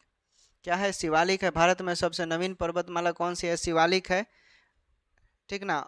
शिवालिक है। नवीन पूछ रहा है इसलिए शिवालिक होगा। ओल्ड पूछता, पुरानतम, पुराना पूछता तो अरावली हो जाता, ठीक ना। क्योंकि न्यू पूछ रहा है। और बिहार में शिवालिक पर्वत का ही क्या है, एक इसका भाग है, सोमेश्वर की पहाड़ी। बिहार में शिवालिक पर्वत का अंश है सोमेश्वर की पहाड़ी, याद रखिएगा। ये सब क्या है? प्राचीन वलित पर्वत का उदाहरण है। अरावली, शिवालिक, ये क्या है? प्राचीन पर्वत का सब उदाहरण है, प्राचीन वलित पर्वत का। आगे देखिए, आगे है भारत में ब्लॉक पर्वत का उदाहरण कौन सा है? भारत में ब्लॉक पर्वत का उदाहरण कौन सा है? देखिए, तो भारत में क्या पूछ रहा है? ब्लॉक पर्वत। तो ब्लॉक पर्वत किसको बोलते हैं? तो बिंद और सतपुरा को बोलते हैं। क्यों? क्योंकि देखिए, अगर इस तरह हमारा बहुत पहले क्या हुआ, दबाव पड़ा, ठीक ना। और जब दबाव पड़ेगा तो क्या होगा? ऊपर निकलेगा, ऊपर उठेगा ना, यूं। तो ऐसे इसका निर्माण हुआ था वलित पर्वत का, ठीक ना। और कुछ वलित पर्वत का आपसे एग्जाम्पल पूछेगा तो वलित पर्वत का हम उदाहरण बता देते हैं। रॉकी पर्वत जो है ये वलित पर्वत का उदाहरण है। रॉकी पर्वत वलित पर्वत का क्या है? उदाहरण है, ठीक है। रॉकी पर्वत कहाँ पाया जाता है? उत्तरी अमेरिका में पाया जाता है, ठीक है। रॉकी पर्वत वलित पर्वत का उदाहरण है। और कहाँ पाया जाता है? उत्तरी अमेरिका में पाया जाता है। एंडीज पर्वत रॉकी पर्वत का ही उदाहरण है, ठीक है। एंडीज पर्वत रॉकी पर्वत का ही उदाहरण है, याद रखिएगा। और ये दक्षिण अमेरिका में पाया जाता है। रॉकी पर्वत उत्तरी अमेरिका में पाया जाता है, एंडीज पर्वत दक्षिण अमेरिका में पाया जाता है। और आल्प्स पर्वत भी किसका उदाहरण है? वलित पर्वत का। आल्प्स पर्वत जो है वलित पर्वत का उदाहरण है, ठीक ना। और यूरोप में पाया जाता है। और दुनिया की सबसे लंबी पर्वतमाला कौन है? एंडीज है, याद रखिएगा। दुनिया की सबसे लंबी पर्वतमाला कौन है? एंडीज है। प्रश्न पूछा जाता है कभी कभी, ग्रेट डिवाइडिंग रेंज कौन से देश में पाया जाता है? ये वलित पर्वत का उदाहरण है, great dividing range. Great dividing range जो है ये ऑस्ट्रेलिया में पाया जाता है। ग्रेट डिवाइडिंग रेंज ऑस्ट्रेलिया में पाया जाता है। और काराकोरम हिमालय, ये काराकोरम हिमालय जो है ये वलित पर्वत का उदाहरण है, काराकोरम हिमालय भी। और ये कहाँ पाया जाता है? एशिया में पाया जाता है। ये सब वेरी वेरी इंपॉर्टेंट है, याद रख लीजिएगा। चलिए अगला प्रश्न देखिए। अगला प्रश्न है आपका, पूर्वी घाट का सर्वोच्च शिखर कौन सा है? पूर्वी घाट का सर्वोच्च शिखर सबसे कौन सा है, ठीक ना। तो देखिए यहाँ कन्फ्यूजन वाला सवाल है, लेकिन हम कन्फ्यूजन आपका क्लियर कर देंगे। देखिए एनसीईआरटी जब पढ़ेंगे दोस्तों, आप एनसीईआरटी, ठीक ना। जब आप एनसीईआरटी पढ़ेंगे तो पूर्वी घाट शिखर का उच्च सर्वोच्च शिखर कौन सा हो जाएगा? महेंद्रगिरी हो जाएगा, एनसीईआरटी के अनुसार महेंद्रगिरी, ठीक ना, ठीक, महेंद्रगिरी हो जाएगा। इसकी ऊंचाई कितनी है? 1501, ठीक ना। इसकी महेंद्रगिरी की ऊंचाई कितनी है? 1501 मीटर। और ये कहाँ पाया जाता है? उड़ीसा में पाया जाता है। हम सब डिटेल बताएंगे, एक भी प्रश्न नहीं छूटेगा। एनसीईआरटी के अनुसार सर्वोच्च शिखर महेंद्रगिरी है और 1501 मीटर ऊंचाई है, उड़ीसा में है, ठीक। और वही हम लूसेंट के अनुसार बात करें, न्यू रिसर्च के अनुसार, ठीक ना, तो विशाखापट्टनम हो जाएगा, ठीक। विशाखापट्टनम न्यू रिसर्च के अनुसार जिसकी ऊंचाई कितनी है? 1680 मीटर, ठीक ना। कितना है? 1680 मीटर विशाखापट्टनम में है। और ये कहाँ है? आंध्र प्रदेश में है। कहाँ पड़ता है? आंध्र प्रदेश। महेंद्रगिरी का पूछेगा तो क्या बोलेंगे? 1501 मीटर, उड़ीसा में है, ठीक ना। एनसीईआरटी के अनुसार विशाखापट्टनम में, न्यू रिसर्च के अनुसार हुआ है 1680 मीटर और ये आंध्र प्रदेश में पाया जाता है, ठीक। इसको भी देख लीजिए, अनाईमुडी। अनाईमुडी की बात करें तो ये क्या? 2695 मीटर है, 2600 क्या है? 95 मीटर। अनाईमुडी जो है ये क्या है? 2695 मीटर है। और पूरे दक्षिण भारत की सबसे ऊंची चोटी कौन सी है? अनाईमुडी, ठीक ना। पूरे दक्षिण भारत की सबसे ऊंची चोटी कौन सी है? अनाईमुडी है। पूरे दक्षिण भारत की सबसे ऊंची चोटी कौन सी है? तो अनाईमुडी है। क्या है? अनाईमुडी है। दक्षिण भारत की सबसे ऊंची चोटी अनाईमुडी है। और ये कहाँ पाया जाता है? तो ये केरल में पाया जाता है दोस्तों। अनाईमुडी कहाँ पाया जाता है? केरल में पाया जाता है। और एक और है, देख लीजिए, कुद्रेमुख। कुद्रेमुख की ऊंचाई की बात करें तो ये कितनी है? कुद्रेमुख की ऊंचाई की बात करें तो ये 1894 मीटर है, 1894 मीटर, ठीक ना, 1894 मीटर है। और ये कहाँ पाया जाता है? कुद्रेमुख ये कर्नाटक में पाया जाता है, ठीक ना। कर्नाटक एक चिकमंगलूर जिला है, ठीक ना। कर्नाटक का एक जिला है चिकमंगलूर, चिकमंगलूर, ठीक है। कर्नाटक का एक जिला है चिकमंगलूर, वहीं पर पाया जाता है। और पहली बार कॉफ़ी का उत्पादन कहाँ हुआ था? पहली बार कॉफ़ी का उत्पादन कहाँ हुआ था? कर्नाटक में ही हुआ था। यही कर्नाटक का जो जिला है ना, यही है चिकमंगलूर, यहीं पर कॉफ़ी का पहली बार उत्पादन हुआ था। और भारत में प्रश्न पूछेगा कि कहाँ सबसे ज़्यादा कॉफ़ी उत्पादन होता है, तो कर्नाटक है। भारत में सबसे ज़्यादा, भारत का कौन सा ऐसा देश है जहाँ पर सबसे ज़्यादा कॉफ़ी का उत्पादन होता है? तो कर्नाटक है, ठीक ना। चिकमंगलूर जिले में बहुत ज़्यादा होता है। और प्रश्न पूछेगा कि देखिए, कर्नाटक रेशम और माका में भी क्या है? सर्वाधिक उत्पादन करता है। क्लियर हुआ? चलिए आगे देखिए, कर्नाटक का कुद्रेमुख किसके उत्पादन के लिए प्रसिद्ध है? तो देखिए यहाँ से प्रश्न पूछा जाता है, इम्पोर्टेंट है। देखिए बता देते हैं हम। कर्नाटक का कुद्रेमुख उत्पादन किसके लिए किया जाता है? आयरन, क्या बोलते हैं? लोहा, ठीक ना। लोहा के लिए उत्पादन है, होता है। याद रखिएगा, कर्नाटक में किसके लिए उत्पादन के लिए कर्नाटक प्रसिद्ध है? तो आयरन, लोहा जिसे बोलते हैं, ठीक ना। चलिए आगे देखते हैं। आगे है, दक्षिण भारत की दूसरी सबसे ऊंची चोटी कौन सी है? दक्षिण भारत की दूसरी सबसे ऊंची चोटी कौन सी है? तो देखिए ये आपका हो जाएगा, क्या हो जाएगा? दोदा बेटा, ठीक ना। दोदा बेटा हो जाएगा। दक्षिण भारत की दूसरी सबसे ऊंची चोटी बोल रहा है, इसलिए क्या हो जाएगा? दोदा बेटा, दोदा क्या हो जाएगा? बेटा, ठीक ना। दक्षिण भारत की पूछ रहा है इसलिए।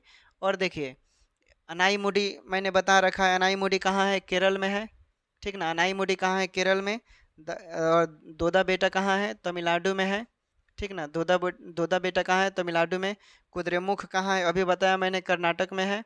विशाखापट्टनम कहाँ है? विशाखापट्टनम आंध्र प्रदेश में है, ठीक ना। याद रखिएगा। इसकी हाइट भी बता देते हैं। अनाईमुडी 2695 मीटर है, ठीक ना, 2695 मीटर। दोदा बेटा 2637 मीटर। और कुद्रेमुख 1894 मीटर। और विशाखापट्टनम ये 1680 मीटर है। क्लियर हुआ? चलिए आगे देखिए, एक भी प्रश्न नहीं छूटेगा, ठीक है दोस्तों। वीडियो को आप लाइक कर दीजिएगा दोस्तों, आपको लाइक करने से हमारा हौसला बढ़ेगा। और चैनल पर नए होंगे तो आप सब्सक्राइब कर लीजिएगा, ठीक है ना। मज़ेदार कंटेंट है। आप ज़बरदस्त किसी भी भारत का, कोई भी भारत का कॉम्पिटिटिव लेवल का तैयारी करते हैं, ये स्टैंड बीपीएससी यूट्यूब चैनल है, यहाँ से आपको ज़बरदस्त कंटेंट मिलेगा, ठीक है। आप इसे क्लियर कर लीजिए, आपका एक भी प्रश्न नहीं छूटेगा, ठीक। और टेलीग्राम पर जुड़ सकते हैं पीडीएफ के लिए, लिंक डिस्क्रिप्शन में हम दे देंगे। थाई पूसम त्यौहार कहाँ मनाया जाता है?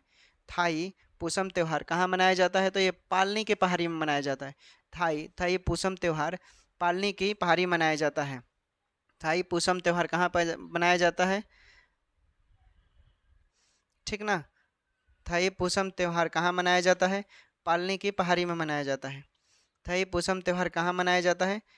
पालनी की पहाड़ी में मनाया जाता है। थाई पूसम त्यौहार कहाँ मनाया जाता है? पालनी की पहाड़ी में मनाया जाता है। थाई पूसम त्यौहार कहाँ मनाया जाता है? पालनी की पहाड़ी मनाया जाता है। ठीक ना, याद रखिएगा, थाई पूसम त्यौहार कहाँ मनाया जाता है? तो ये पालनी की पहाड़ी में मनाया जाता है। थाई पूसम त्यौहार कहाँ मनाया जाता है? पालनी की पहाड़ी में मनाया जाता है। याद हुआ? हम यहीं पर याद करवा देंगे, याद रखिएगा, ठीक ना। और थाई पूसम त्यौहार जो है ना, ये तमिलनाडु, बंगाल में मनाया जाता है। कहाँ? तमिलनाडु हो गया, बंगाल हो गया, वहाँ पर मनाया जाता है। और देखिए, आपसे पंजाब में पूछेगा कि कौन सा त्यौहार मनाया जाता है, तो बैसाखी बोलिएगा। पंजाब में बैसाखी त्यौहार मनाया जाता है। पंजाब में बैसाखी त्यौहार मनाया जाता है। केरल में ओणम त्यौहार मनाया जाता है। केरल में ओणम त्यौहार मनाया जाता है। केरल में ओणम त्यौहार मनाया जाता है, ठीक ना। केरल में ओणम त्यौहार मनाया जाता है। बंगाल में दुर्गा पूजा मनाया फेमस है। बिहार में तो आपको पता है छठ पूजा मनाया जाता है, याद कीजिए। पंजाब में बैसाखी त्यौहार मनाया जाता है। केरल में ओणम त्यौहार मनाया जाता है। बंगाल में दुर्गा पूजा, ठीक। तो प्रश्न था थाई पूसम त्यौहार कहाँ मनाया जाता है? तो पालनी की पहाड़ी में, ऑप्शन के अकॉर्डिंग। अब पालनी की पहाड़ी कहाँ है? तमिलनाडु में पड़ता है, याद रखिएगा, ठीक। भारत में पूछेगा राष्ट्रीय उद्यान कितनी है? 106 बताना है आपको, ठीक। चलिए आगे प्रश्न देख लेते हैं, एक भी प्रश्न नहीं छूटेगा आपका। भारत का एकमात्र तैरता हुआ राष्ट्रीय उद्यान कौन सा है? भारत का एकमात्र तैरता हुआ राष्ट्रीय उद्यान कौन सा है दोस्तों? तो देखिए, भारत का क्या पूछ रहा है? उद्यान, राष्ट्रीय उद्यान। तो अभी मैंने बताया था कि भारत का जो राष्ट्रीय उद्यान है टोटल कितनी है? 106 है, ठीक ना। भारत की जो राष्ट्रीय उद्यान है टोटल कितनी है? 106 है। यहाँ पर पूछ रहा है भारत का एकमात्र तैरता हुआ राष्ट्रीय उद्यान, तो आपका हो जाएगा केबलू केबलू लामाजाओ राष्ट्रीय उद्यान। केबलू लामाजाओ राष्ट्रीय उद्यान हो जाएगा, ठीक। सी नंबर में जो लिखा हुआ है केबलू लामाजाओ राष्ट्रीय उद्यान हो जाएगा भारत का एकमात्र तैरते हुए राष्ट्रीय उद्यान। क्लियर हुआ? और ये कहाँ पड़ता है? ये कहाँ पड़ता है? तो ये पड़ता है मध्य प्रदेश में, ठीक। कहाँ पड़ता है? ये मध्य प्रदेश में पड़ता है, याद हुआ। उसके बाद आपसे प्रश्न पूछेगा भारत का, कि इसमें ऑप्शन में है नामदफा राष्ट्रीय उद्यान। नामदफा राष्ट्रीय उद्यान कहाँ पाया जाता है? तो ये आंध्र प्रदेश में पाया जाता है, ठीक। नामदफा राष्ट्रीय उद्यान कहाँ पाया जाता है? तो ये आंध्र प्रदेश में पाया जाता है। नामदफा कहाँ पाया जाता है? नामदफा राष्ट्रीय उद्यान आंध्र प्रदेश में पाया जाता है, ठीक ना। और जल्दापारा, क्या लिखा है? जल्दापारा राष्ट्रीय उद्यान, ये कहाँ पाया जाता है? तो ये मणिपुर में पाया जाता है दोस्तों। अभी आपने देखा मणिपुर में क्या किया गया था। एक तरफ बोला जाता है कि हमारे देश में महिलाओं की पूजा की जाती है, महिलाएं जो है देवी के समान है। अरे भाई, दूसरी तरफ क्या कर रहे हैं आप? क्या कर रहे हैं आप? बहुत सोचने वाली बात है, ठीक। मैं इस पर कुछ बोलना नहीं चाहूँगा, आप लोग होशियार हैं, ठीक ना। तो ये जल्दापारा राष्ट्रीय उद्यान मणिपुर में है। केबलू लामाजाओ राष्ट्रीय उद्यान ये कहाँ पड़ता है? तो ये मणिपुर में पड़ता है, ठीक ना। जल्दापारा ये पश्चिम बंगाल में पड़ता है। जल्दापारा राष्ट्रीय उद्यान पश्चिम बंगाल में पड़ता है। नामदफा ये कहाँ पड़ता है? आंध्र प्रदेश में। और पन्ना राष्ट्रीय उद्यान ये कहाँ पड़ता है? मध्य प्रदेश में। तो क्लियर हो गया, ठीक। और इसका राइट आंसर क्या हो जाएगा? केबलू मजाओ राष्ट्रीय उद्यान। चलिए आगे देखिए दोस्तों, आगे क्या है? आगे आपका प्रश्न है बिहार का एकमात्र रामसर साइट कौन सा है? बिहार का एकमात्र रामसर साइट कौन सा है दोस्तों? बिहार का एकमात्र रामसर साइट कौन सा है? रामसर साइट जानते हैं ना, बेगूसराय में है। तो एक कांवर झील हो जाएगा राइट आंसर, कांवर झील, ठीक। और आपको पता है 1971 में इसकी क्या हुई थी? रामसर साइट, चलिए अच्छा से डिटेल बता देते हैं। देखिए, रामसर क्या है? एक शब्द है। रामसर एक शब्द है, रामसर एक जगह भी है, ठीक ना। ईरान का, ठीक, ईरान का एक स्थान है। क्या है? ईरान का रामसर क्या है? स्थान है। और ईरान में ही इसकी 1971 में प्रोटोकॉल क्या किया गया? स्थापित किया गया। रामसर प्रोटोकॉल समिति का गठन 1971 में किया गया था, ठीक ना। 1971 में किया गया था, याद रखिएगा। रामसर का मतलब क्या होता है? आर्द्र भूमि, यानी हमेशा पानी लगा हो। रामसर का मतलब क्या होता है? आर्द्र भूमि जो हमेशा पानी लगा हो। और इराक का एक जगह था, ठीक ना, 1971 में इस प्रोटोकॉल की स्थापना की गई। ठीक, प्रश्न पूछेगा आर्द्र भूमि दिवस कब मनाया जाता है? तो 2 फरवरी बोलिएगा। आर्द्र भूमि दिवस कब मनाया जाता है? 2 फरवरी को मनाया जाता है। और बिहार में गोगाबिल पड़ता है झील, ठीक ना। बताइए बिहार के कौन से जिला में गोगाबिल है? तो कटिहार बोलिएगा। ये गोगाबिल झील जो है ना, ये कहाँ पड़ता है? कटिहार में पड़ता है। कांवर झील अभी बताया कहाँ पड़ता है, आपका बिहार में पड़ता है। रामसर साइट है ये, याद रखिएगा ये सब। चलिए आगे देख लीजिए। गोगाबिल झील बिहार के किस जिले में है? अभी बताया मैंने, कटिहार में है, ठीक ना, याद रखिएगा कटिहार में है। चलिए आपको कुछ हम यहाँ से इम्पोर्टेंट ट्रिक बता देते हैं। देखिए, नेपाल से प्रश्न पूछा जाता है कि नेपाल से कितने जिले बिहार में लगते हैं? तो बोलिएगा 7 जिले। नेपाल से बिहार में 7 जिले लगते हैं, ठीक ना। पश्चिम चंपारण, पूर्वी चंपारण, सीतामढ़ी, मधुबनी, सुपौल, अररिया, किशनगंज। याद हुआ?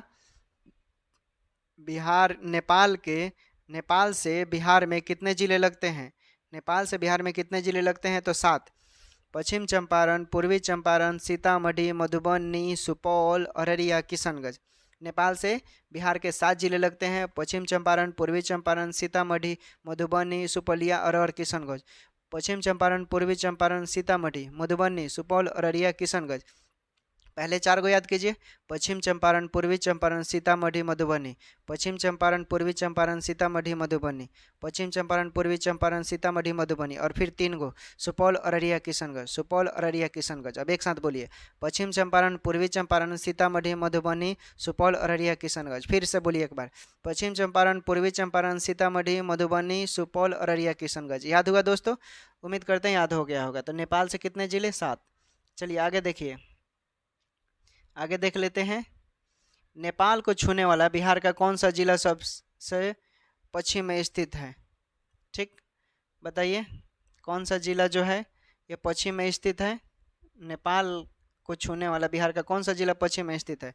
तो अभी मैंने बताया था दोस्तों, ऐसे आप बना लीजिएगा, एक तरफ ये पश्चिम हो गया और ये पूरब हो गया, ठीक, ऐसे पकड़ सकते हैं। तो ऑप्शन के अकॉर्डिंग आपका सीतामढ़ी हो जाएगा इसमें से, ठीक। तो क्या हो जाएगा? सीतामढ़ी। याद रखिएगा, नेपाल को छूने वाला बिहार का कौन सा जिला पश्चिम में स्थित है? तो सीतामढ़ी।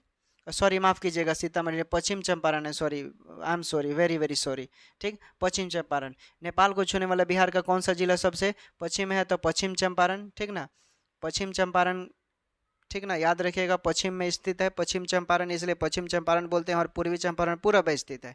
आपसे प्रश्न पूछेगा बिहार का क्षेत्रफल की दृष्टि से सबसे बड़ा जिला कौन है? बिहार का क्षेत्रफल की दृष्टि से सबसे बड़ा जिला कौन है? तो पश्चिम चंपारण बोलिएगा, ठीक ना। क्या बोलेंगे? पश्चिम चंपारण बोलिएगा। क्या बोलेंगे आप? पश्चिम चंपारण बोलेंगे। और बोलेगा छोटा जिला तो शिवहर बोलिएगा, ठीक। जनसंख्या घनत्व में शिवहर सबसे बड़ा है, याद रखिएगा। और छोटा बोलेगा तो कैमूर। कैमूर में सबसे ज़्यादा वन पाया जाता है, ठीक। तो जनसंख्या घनत्व में बिहार का 12 जिला कौन है? तो शिवहर है, ठीक। जनसंख्या घनत्व में बिहार का सबसे बड़ा जिला कौन है? शिवहर है। याद हुआ? और बिहार का कौन सा ऐसा जिला है जहां पर प्रति व्यक्ति आय सबसे कम है? तो शिवहर है। सबसे गरीब जिला भी है शिवहर, याद रखिएगा। और जनसंख्या घनत्व में सबसे छोटा जिला, आपको तो पता हो गया, जनसंख्या घनत्व में सबसे बड़ा जिला क्या है? शिवहर है, जहाँ पर प्रति व्यक्ति आय भी सबसे कम है। और अब पूछेगा कि जनसंख्या घनत्व में सबसे छोटा जिला कौन है? तो क्या बोलेंगे? कैमूर, ठीक। और बिहार में कौन सा ऐसा जिला है सबसे ज़्यादा वन पाया जाता है? तो कैमूर में पाया जाता है। कैमूर में वनों की संख्या सबसे अधिक है, परसेंटेज भी अधिक है, याद रखिएगा। याद हो गया? चलिए आगे देखते हैं, आगे प्रश्न देख लीजिए।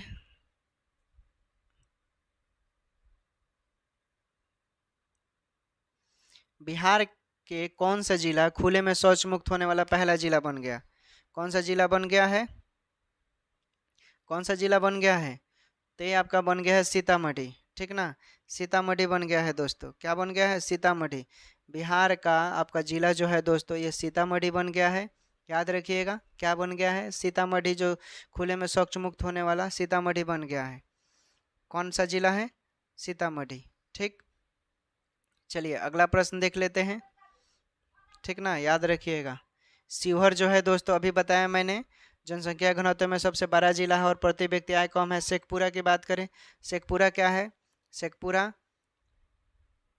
शेखपुरा क्या है बताइए लोग, शेखपुरा बताइए लोग, कमेंट कीजिएगा। गोपालगंज, सॉरी गोपालगंज सारण है, तो सारण में चेचर नौपाषाण का जो साक्ष्य मिला है, चिरान चेचर मंदिर से मिला है ना, तो ये हो जाएगा इस क्वेश्चन के अकॉर्डिंग सीतामढ़ी हो जाएगा शौच मुक्त होने वाला। ठीक, चलिए आगे देखिए।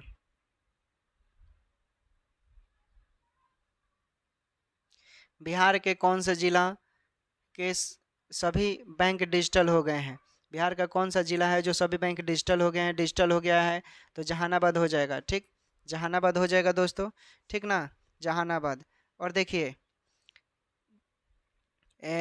अशोक का नाम सुना है आपने, अशोक, ठीक, अशोक और दशरथ, ठीक ना, अशोक और अशोक के पुत्र दशरथ ने क्या किया था, बराबर की पहाड़ी, क्या बनाया था, बराबर की पहाड़ी और नागार्जुन की पहाड़ी, ठीक ना, एक गुफा बिहार में पड़ता है और इन लोगों ने बनाया था बराबर की पहाड़ी, नागार्जुन पहाड़ी।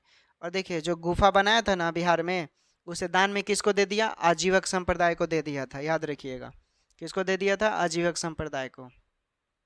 चलिए अगला प्रश्न देखिए, अगला प्रश्न क्या है आपके सामने डिस्प्ले पर, बिहार में सबसे अधिक जनसंख्या वाला जिला कौन सा है? बिहार में सबसे अधिक जनसंख्या वाला जिला कौन सा है? तो देखिए यहाँ पर सिर्फ जनसंख्या पूछा है, इसलिए कन्फ्यूजन नहीं होना है, इसलिए राइट आंसर पटना हो जाएगा। बिहार में महानगर अभी एक एक है, महानगर किसको बोलते हैं, जिसका 10 लाख से संख्या ज़्यादा हो जाता है उसको बोलते हैं, तो पटना हो जाएगा आपका, ठीक ना, पटना का संख्या सबसे ज़्यादा है बिहार में। क्लियर हुआ, चलिए आगे देखते हैं।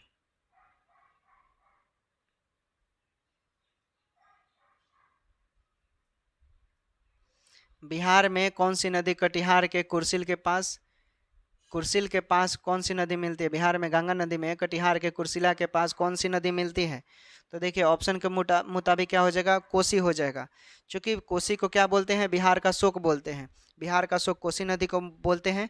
और नेपाल में, ठीक है, कोसी नदी को, यही जब कोसी नदी नेपाल में प्रवेश करती है तो इसे क्या बोलते हैं, अरुण नदी बोलते हैं, क्या बोलते हैं, अरुण नदी बोलते हैं। और बंगाल का शोक, ठीक है ना, बंगाल का शोक किसे बोलेंगे, दामोदर नदी को, दामोदर नदी को बोलते हैं, ठीक ना, ठीक, बंगाल का शोक क्या बोलते हैं, दामोदर नदी को बोलते हैं। बंगाल का शोक किसे बोलते हैं, दामोदर नदी को बोलते हैं। बंगाल का शोक किसे बोलते हैं, दामोदर नदी को बोलते हैं। बिहार का शोक कोसी को बोलते हैं। उड़ीसा का शोक किससे बोलते हैं, उड़ीसा का शोक किस नदी को बोलते हैं, तो ये महानदी को बोलते हैं, ठीक ना, उड़ीसा का शोक किसको बोलते हैं, महानदी को बोलते हैं। उड़ीसा का शोक किसे बोलते हैं, महानदी को बोलते हैं। और यूपी बिहार का प्रश्न पूछेगा, देखिए यूपी और बिहार का सीमा साझा करने वाली कितनी नदियां हैं, यूपी और बिहार के बीच, यूपी और बिहार के बीच कितनी नदियां साझा करती है, तो एक हो जाएगा घाघरा, ठीक ना, घाघरा, गंडक हो जाएगा, ठीक, और करमनासा, ठीक है, 3 नदियां यूपी और बिहार से साझा करती है, घाघरा, गंडक, करमनासा। यूपी और बिहार से साझा करने वाली 3 नदियां हैं, घाघरा, गंडक, करमनासा, याद रखिएगा, घाघरा, गंडक, करमनासा। क्लियर हुआ, ठीक है ना। घाघरा को यूपी में क्या बोलते हैं, ये घाघरा जो नदी है यूपी में इसे सरयू नदी बोलते हैं, याद रखिएगा, घाघरा को यूपी में क्या बोलते हैं दोस्तों, सरयू नदी बोलते हैं, ठीक ना, सरयू नदी, सरयू, ऐसे भोजपुरी भाषा में सरयू बोलते हैं, तो वो ऐसे भी याद रख, सरयू, ठीक, क्लियर हुआ। चलिए आगे देख लेते हैं। ये इश्क नहीं आसान, बस बढ़ते जाइए, आग का दरिया है, ठीक। बिहार के किस जिले में सतरंगी ग्रेनाइट मिलता है, बिहार के किस जिले में सतरंगी ग्रेनाइट मिलता है, ऑप्शन आपके सामने है। देखिए बिहार के जो जिला हो जाएगा वो आपका जो नवादा है ना, नवादा जिला, ठीक, यहाँ पर सतरंगी ग्रेनाइट मिलता है, बिहार के नवादा में सतरंगी ग्रेनाइट मिलता है, बिहार के नवादा में क्या मिलता है, सतरंगी ग्रेनाइट मिलता है। और देखिए नवादा में एक जगह है अकबर ब्लॉक, ठीक ना, अकबर ब्लॉक है, यहीं पर एक क्या है, काकोलत जलप्रपात है, काकोलत, ठीक ना, काकोलत जलप्रपात। नवादा में काकोलत जलप्रपात है, याद रखिएगा, ठीक ना, ये सब इम्पोर्टेंट है। चलिए आगे देख लीजिए। आगे प्रश्न है आपका कि कैमूर की पहाड़ी बिहार के किस हिस्से में है। कैमूर की पहाड़ी बिहार के किस हिस्से में है, तो ये हो जाएगा दक्षिणी में है दोस्तों, ठीक ना। कैमूर की पहाड़ी जो है ये दक्षिणी हिस्से में पड़ता है। कैमूर की पहाड़ी कौन से भाग में पड़ता है, कौन से दिशा में, तो दक्षिणी हिस्सा में पड़ता है कैमूर की पहाड़ी, ठीक ना। आगे देखिए, बिहार के किस जिले में हिमालय पर्वत का हिस्सा है। बिहार के किस जिले में हिमालय पर्वत का हिस्सा है। बिहार के किस जिले में हिमालय पर्वत का हिस्सा है, बताइए।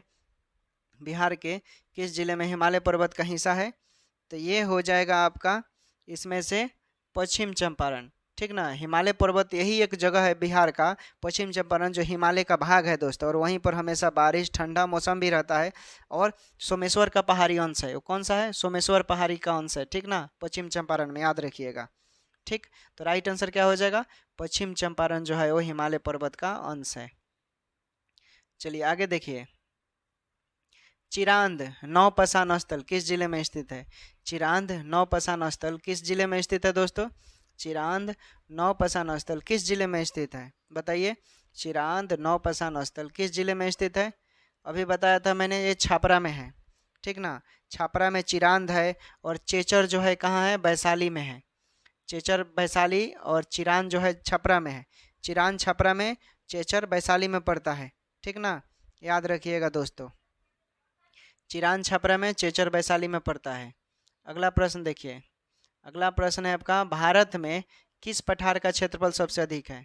भारत में किस पठार का क्षेत्रफल सबसे अधिक है। भारत में किस पठार का क्षेत्रफल सबसे अधिक है।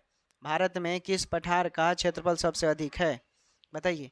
भारत का किस पठार का क्षेत्रफल सबसे अधिक है। देखिए आप देखिएगा तो चूंकि भारत में बोल रहा है, इसलिए राइट आंसर क्या हो जाएगा,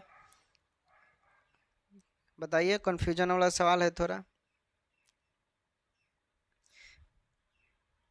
भारत में किस पठार का क्षेत्रफल सबसे अधिक है। किस पठार का होगा, देखिए छोटा नागपुर पठार, ठीक ना। छोटा नागपुर पठार का क्षेत्रफल सबसे अधिक है, ठीक ना। किसका अधिक है, छोटा नागपुर पठार का। अब देखिए हम इस डिटेल जान लीजिए। देखिए छोटा नागपुर पठार जो है यहाँ पर खनिज का भंडार है, ठीक ना।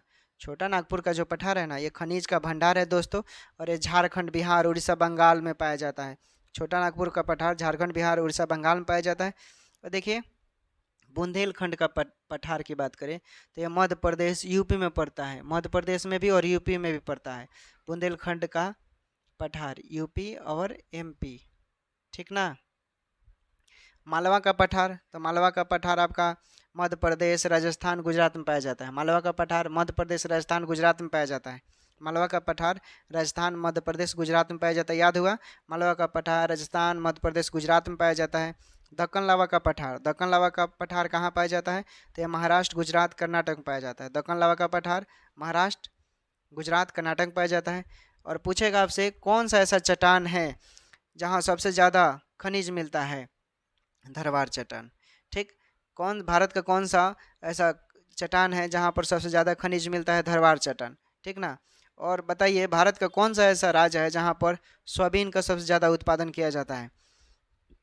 भारत का कौन सा ऐसा राज्य है जहाँ पर सोयाबीन का सबसे ज़्यादा उत्पादन किया जाता है, तो सोयाबीन हो जाएगा। भारत का कौन सा ऐसा राज्य है जहाँ पर सबसे ज़्यादा प्रोटीन का उत्पादन किया जाता है, तो मध्य प्रदेश ही हो जाएगा, ठीक ना। मध्य प्रदेश में सोयाबीन का उत्पादन सबसे ज़्यादा किया जाता है। और सबसे ज़्यादा कोयले का उत्पादन कौन से चट्टान से होता है। भारत में सबसे ज़्यादा कोयले का उत्पादन कौन से चट्टान से होता है, गोंडवाना चट्टान बोलिएगा। क्या बोलिएगा, गोंडवाना चट्टान।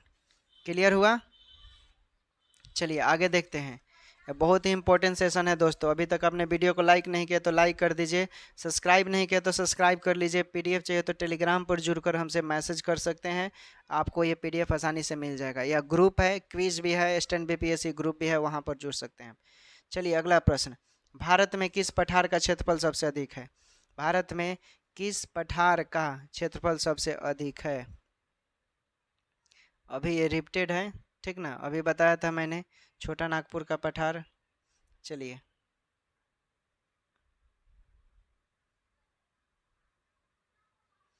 काली मिट्टी का सर्वाधिक विस्तार कहाँ है? काली मिट्टी का सर्वाधिक विस्तार कहाँ है? तो दक्कन के लावा पठार में, ठीक ना। दक्कन के लावा पठार जो है काली मिट्टी का सबसे ज़्यादा विस्तार है। काली मिट्टी का सबसे ज़्यादा विस्तार दक्कन के लावा पठार में है। काली मिट्टी का सबसे ज़्यादा विस्तार दक्कन के लावा पठार में है, ठीक है। काली मीटर नहीं, मिट्टी बोलिएगा। काली मिट्टी का सर्वाधिक विस्तार दक्कन के लावा पठार में है, ठीक। और काली मिट्टी को हम लोग रघुर मिट्टी भी बोलते हैं, कपास की मिट्टी भी बोलते हैं। काली मिट्टी को रघुर मिट्टी या कपास की मिट्टी भी बोलते हैं। याद हुआ? चलिए अगला प्रश्न देखिए। अगला प्रश्न है, छत्तीसगढ़ का बैलाडीला किस धातु के लिए प्रसिद्ध है? छत्तीसगढ़ का बैलाडीला किस धातु के लिए प्रसिद्ध है? छत्तीसगढ़ का बैलाडीला किस धातु के लिए प्रसिद्ध है? तो ये प्रसिद्ध है लोहा। छत्तीसगढ़ का बैलाडीला किस धातु के लिए प्रसिद्ध है? तो लोहा के लिए प्रसिद्ध है, आपको बताया था। और देखिए द्वितीय पंचवर्षीय योजना में लोहा इस्पात कारखाना छत्तीसगढ़ में लगा था। लोहा इस्पात जो कारखाना था ना छत्तीसगढ़ में भिलाई में, वो रूस की सहायता से लगाया गया था। और भारत में टीन सबसे ज़्यादा कहाँ मिलता है? प्रश्न पूछेगा कि भारत में सबसे ज़्यादा टीन समझते हैं ना, लोहा टीन, ठीक। तो भारत में सबसे ज़्यादा टीन कहाँ मिलता है? तो छत्तीसगढ़ का एक जिला है बस्तर, ठीक ना, बस्तर, वहीं पर मिलता है दोस्तों, याद रखिएगा। छत्तीसगढ़ का एक जिला है बस्तर, वहाँ पर टीन, भारत में एकमात्र टीन छत्तीसगढ़ में मिलता है, बस्तर में, याद रखिएगा। और कोयला उत्पादन में जो छत्तीसगढ़ है वो प्रथम स्थान पर है। भारत का कौन सा ऐसा राज्य है जो कोयला उत्पादन में प्रथम स्थान पर है? तो छत्तीसगढ़। भारत का कौन सा ऐसा राज्य है जो कोयला उत्पादन में प्रथम स्थान पर है? तो छत्तीसगढ़। याद हुआ? और छत्तीसगढ़ में बैलाडीला किस धातु के लिए प्रसिद्ध है? तो आयरन, लोहा के लिए। याद हुआ? चलिए आगे देखते हैं। आगे प्रश्न है आपका, किस पठार को सोयाबीन के पठार के नाम से भी जानते हैं? अभी बताया था मैंने, किस पठार को सोयाबीन के पठार के भी नाम से जानते हैं? तो ये मालवा का जो पठार है ये सोयाबीन के पठार के नाम से जाना जाता है। मालवा के पठार को सोयाबीन का पठार के नाम से जानते हैं। मालवा का पठार सोयाबीन के पठार का नाम से जाना जाता है। मालवा का पठार सोयाबीन के पठार के नाम से जाना जाता है। मालवा का पठार सोयाबीन के नाम से जाना जाता है, ठीक। आगे देखिए, गोदावरी नदी का उद्गम स्थल त्र्यंबक गांव किस राज्य में स्थित है? गोदावरी नदी का उद्गम स्थल त्र्यंबक है। याद रखिए, गोदावरी नदी का उद्गम स्थल त्र्यंबक है। गोदावरी नदी का उद्गम स्थल त्र्यंबक है। और ये कहाँ पड़ता है? तो ये नासिक जिला में पड़ता है। नासिक कहाँ पड़ता है? महाराष्ट्र में, ठीक ना। तो ये महाराष्ट्र में पड़ता है। नासिक महाराष्ट्र का एक जिला है, नासिक वहीं पर पड़ता है। और नासिक किस लिए फेमस है? तो नासिक में ज़्यादा प्याज का उत्पादन होता है, अंगूर का उत्पादन होता है, ठीक ना। प्याज और अंगूर के लिए प्रसिद्ध है। चलिए आगे देखते हैं। गोदावरी नदी का उद्गम स्थल त्र्यंबक, याद रखिए, गोदावरी नदी का उद्गम स्थल त्र्यंबक। आगे देखते हैं। आगे है, दक्षिण भारत की सबसे लंबी नदी कौन सी है? अभी बताया था थोड़ी देर पहले, दक्षिण भारत की सबसे लंबी नदी गोदावरी है। दक्षिण भारत की सबसे लंबी नदी गोदावरी है। पूरे भारत की सबसे लंबी नदी पूछेगा तो क्या बोलिएगा? गंगा। पूरे भारत की सबसे लंबी नदी कौन है? Godavari, sorry Ganga. 25 metre, 2525 metre. और दक्षिण भारत की सबसे लंबी नदी पूछेगा तो गोदावरी। संपूर्ण भारत की लंबी नदी गंगा, 2525 मीटर। याद हुआ? ठीक है। देखिए गंगा नदी भारत के कितने राज्यों से होकर गुजरती है? गंगा नदी भारत के 5 राज्यों से होकर गुजरती है। गंगा नदी भारत के 5 राज्यों से गुजरती है। गंगा नदी भारत के कितने राज्यों से होकर गुजरती है? 5 नदी। गंगा नदी भारत के कितने राज्यों से होकर गुजरती है? 5 राज्यों से होकर गुजरती है। गंगा नदी भारत के कितने राज्यों से होकर गुजरती है? 5 राज्यों से होकर गुजरती है। गंगा नदी भारत के कितने राज्यों से होकर गुजरती है? 5 राज्यों से। कौन कौन? देख लीजिए वो कौन कौन से राज्य हैं। यूके मतलब उत्तराखंड, उत्तर प्रदेश, ठीक है, बिहार, उत्तराखंड, उत्तर प्रदेश, बिहार, झारखंड, ठीक। और क्या हो जाएगा? बंगाल। 5 राज्यों से होकर गंगा गुजरती है, ठीक ना। और बिहार में गंगा जिले की स्पेशल बात करें कि गंगा जिला बिहार में गंगा नदी बिहार में कितने जिले से होकर गुजरती है? तो 12 जिलों से। गंगा नदी बिहार में 12 जिलों से होकर गुजरती है। क्लियर हो गया? चलिए आगे देख लीजिए। आगे प्रश्न है, बहुत ही जबरदस्त सेशन है, एक भी प्रश्न नहीं छूट रहा होगा मेरे ख्याल से। दक्षिण भारत की कौन सी नदी भ्रंश घाटी होती है? दक्षिण भारत की कौन सी नदी भ्रंश घाटी से बहती है? दक्षिण भारत की कौन सी नदी भ्रंश घाटी से बहती है? दक्षिण भारत की कौन सी नदी? तो देखिए नर्मदा, नर्मदा, ताप्ती, दामोदर। नर्मदा, ताप्ती, दामोदर जो है ये भ्रंश घाटी से होकर बहती है। नर्मदा, ताप्ती, दामोदर याद रखिएगा। नर्मदा, देखिए देखिए समझा देते हैं भ्रंश घाटी किसको बोलते हैं। देखिए इधर से दोनों तरफ से खिंचाव हो रहा है भाई, दोनों तरफ से खिंचाव होगा, खिंचाव होगा तो ये मटेरियल जो है नीचे जाएगा। यहाँ पर मान लीजिए टेबल है, ठीक, इस पर बॉल है, तो हम इधर खींचेंगे तो नीचे गिरेगा ना, तो इसी तरह खिंचाव हुआ पृथ्वी का, इधर से बॉल लगा तो ये जो बीच का पोर्शन जो था ये खाल हो गया, ठीक है ना। इसको ऐसे बना सकते हैं फिगर, ठीक, तो यही भ्रंश घाटी कहलाता है। समझ गए? तो दक्षिण भारत की कौन सी नदी भ्रंश घाटी से बहती है? तो नर्मदा, ताप्ती, दामोदर जो है भ्रंश घाटी से बहती है। नर्मदा, ताप्ती, दामोदर, नर्मदा, ताप्ती, दामोदर भ्रंश घाटी से बहती है। नर्मदा, ताप्ती, दामोदर। क्लियर हुआ? चलिए आगे देख लीजिए। आगे है आपका भारत का सबसे बड़ा डैम कौन सा है? भारत का सबसे बड़ा डैम कौन सा है बताइए, बहुत ही वीवी इंपॉर्टेंट है। भारत का सबसे बड़ा डैम कौन सा है? तो ऑप्शन के सरदार सरोवर जो बांध है ये भारत का सबसे बड़ा डैम है, ठीक है। भारत का सबसे बड़ा बांध सरदार सरोवर डैम है। सरदार सरोवर बांध ये कहाँ, किस नदी पर है? तो ये नर्मदा नदी पर है दोस्तों। कौन सी नदी पर है? नर्मदा नदी पर है। सबसे लंबा बांध पूछेगा, सबसे लंबा बांध तो हीराकुंड बांध हो जाएगा। सबसे लंबा बांध हीराकुंड बांध कहाँ पड़ता है? तो ये महानदी पर है। कहाँ है दोस्तों? ये महानदी पर है, ठीक ना। हीराकुंड बांध महानदी पर है। हीराकुंड बांध सबसे लंबी बांध पूछेगा तो क्या बोलेंगे? हीराकुंड बांध। सबसे लंबा बांध हीराकुंड बांध। सबसे बड़ा बांध सरदार सरोवर बांध। सबसे बड़ा बांध सरदार सरोवर बांध नर्मदा नदी पर है। सरदार सरोवर बांध नर्मदा नदी पर है। सबसे लंबा बांध हीराकुंड बांध, हीराकुंड बांध महानदी पर है। और सबसे ऊंची बांध पूछेगा तो क्या बोलेंगे? टिहरी। ऊंची बांध टिहरी, ठीक। सबसे ऊंची बांध टिहरी को बोलिएगा। सबसे ऊंची बांध टिहरी। हीराकुंड बांध सबसे लंबा, हीराकुंड बांध सबसे लंबा बांध है, महानदी पर है। सरदार सरोवर बांध सबसे ऊंचा बांध है। सरदार सरोवर बांध सबसे बड़ा बांध है, याद रखिएगा। देखिए टिहरी बांध ये क्या है? टिहरी बांध का पूछेगा तो सबसे ऊंची बांध कौन सी है? टिहरी बांध। हीराकुंड बांध का पूछेगा तो क्या बोलेंगे? हीराकुंड बांध सबसे लंबी बांध है, ठीक, महानदी पर है। सरदार सरोवर बांध सबसे बड़ा बांध पूछेगा तो सरदार सरोवर बांध कहाँ है? नर्मदा नदी पर। याद हुआ? चलिए आगे देखिए। निकट दृष्टि दोष में ये अलग से एक प्रश्न आ गया है। निकट दृष्टि दोष को दूर करते हैं कौन से लेंस की सहायता से? तो उत्तल लेंस की सहायता से, ठीक ना। मनुष्य का जो आँख है, आँख में कौन सा लेंस पाया जाता है? उत्तल लेंस पाया जाता है। और मनुष्य के आँख में, आपके आँख में प्रतिबिंब कहाँ बनता है? रेटिना पर बनता है, ठीक। तो चलिए आपके लिए एक हम होमवर्क देते हैं कल के लिए।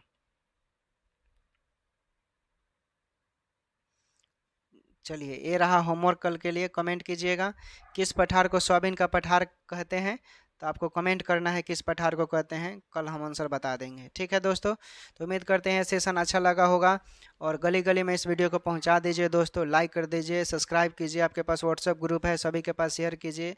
हमारा भी थोड़ा मदद होगा, हमको भी कल्याण होगा और हम ऐसे ही वीडियो बनाते रहेंगे आप लोगों के लिए। टेक केयर, बाय बाय, अपना ख्याल रखिए, पढ़ाई कीजिए।